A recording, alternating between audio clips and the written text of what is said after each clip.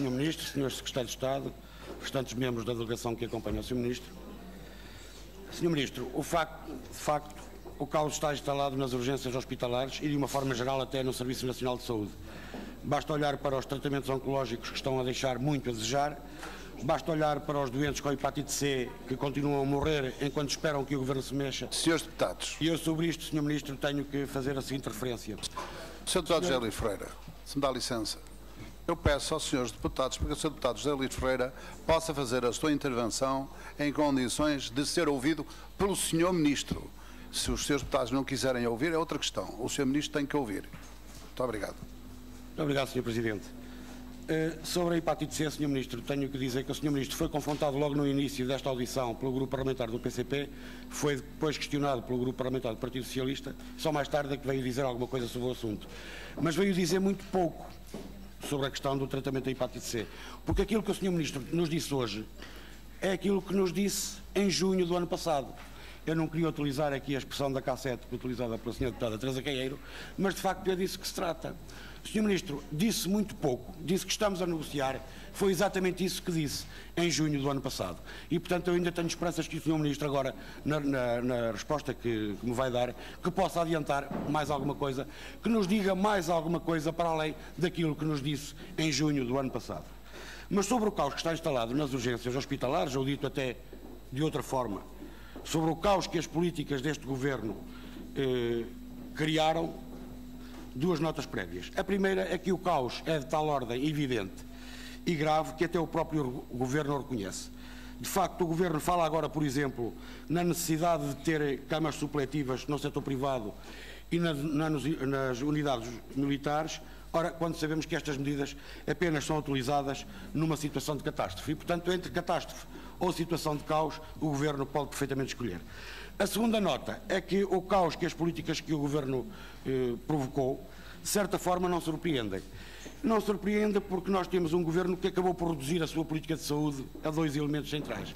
Por um lado, a cortes cegos numa área tão sensível como é a área da saúde e, por outro lado, no encerramento de serviços de saúde. E, portanto, mais cedo ou mais tarde, é claro que os resultados teriam de vir ao de cima. Mais cedo ou mais tarde, os portugueses haveriam de sentir os efeitos da política de saúde do Governo. E os resultados, infelizmente, estão aí à vista de toda a gente. Instalou-se o caos nas urgências hospitalares, ao ponto até de morrerem pessoas enquanto esperam para serem atendidas. É um verdadeiro drama que os portugueses estão a viver. E nós podemos andar aqui às voltas e mais voltas, dar voltas para aqui e para acolá, para tentar perceber o que falhou. Mas a resposta parece-me simples, Sr. Ministro. O que falhou foi a política do Governo.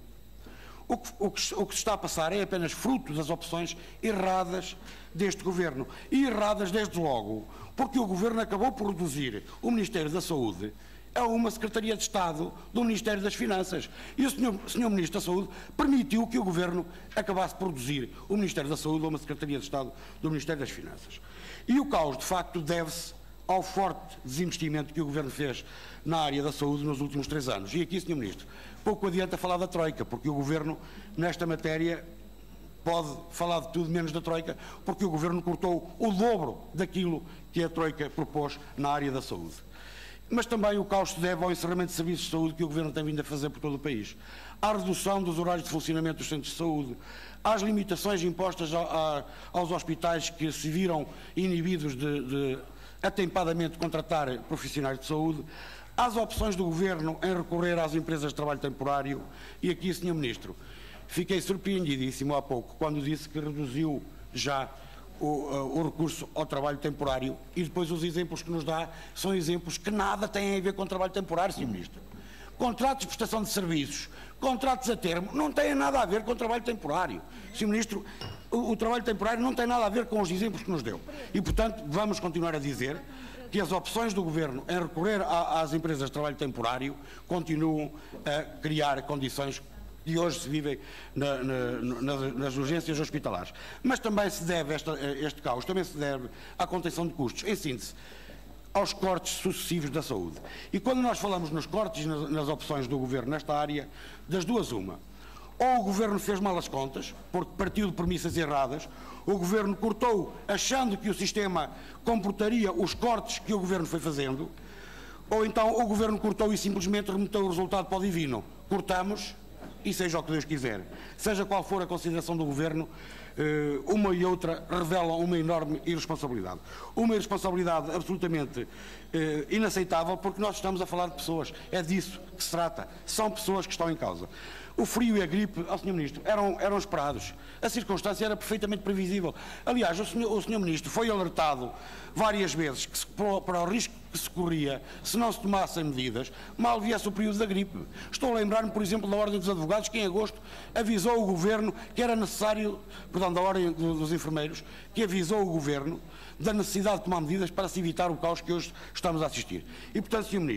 Ministro, sabe que o Governo assobiou para o lado, ignorou completamente estes avisos, preferiu fazer, como se diz na minha terra, só se lembra de Santa Bárbara quando toa. E a pergunta que eu tenho para lhe fazer, Sr. Ministro, é muito simples. Face aos cortes que o Governo tem vindo a fazer nos últimos anos na área da saúde, aquilo que se está a passar nas urgências hospitalares surpreende o Sr. Ministro?